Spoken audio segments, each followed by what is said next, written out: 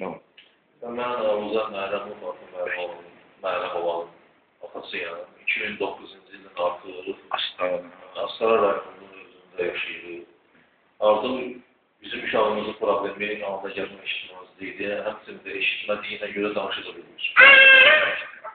Demək, məsələ bu cürdür ki, bundan ibarət 2009-cu ildən biz artıq bu işin üstünə düşmüşük. Müraciət etmədiyimiz yerlər qalmıyor. Tehran şəhərində olmuşuq.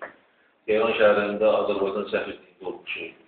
Və bütün yerlərdə Cənab Prezidentindən tutmuş, Mehriban xanım, Milli Məclis, Səhiyyə Nazirliyi, Füzuli Ələkbərov Sosial Müdafiə Fondunda bütün yerlərə müraciət edilmişik və çox müraciətdən sonra heç bir köməklik olmuyor. Və həmçinin də xeyir körpüsünə də çıxmışıq. Uşağın əməliyyatını ona ötürü orada müraciət edilmişik və müraciətdən sonra 200 mana köməklik oldu.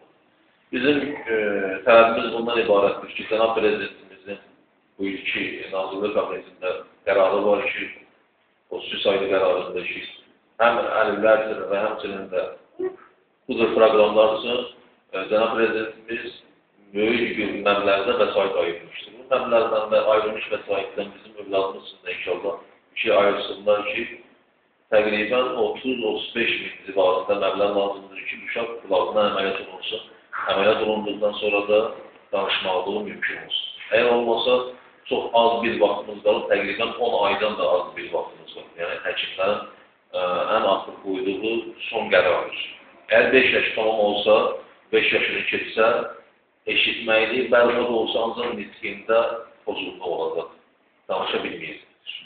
Bizim istəyimiz də budur ki, tələbimiz də bundan ibarətdir ki, başda Cənab Prezidentimiz olmaqla səhiyyə işçiləri, səhiyyə idarəsi də bütün məsələlərdə bu barədə Azərbaycan vətəndaşı olan Fatimə Məhrəmova köməkliyi göstərsin.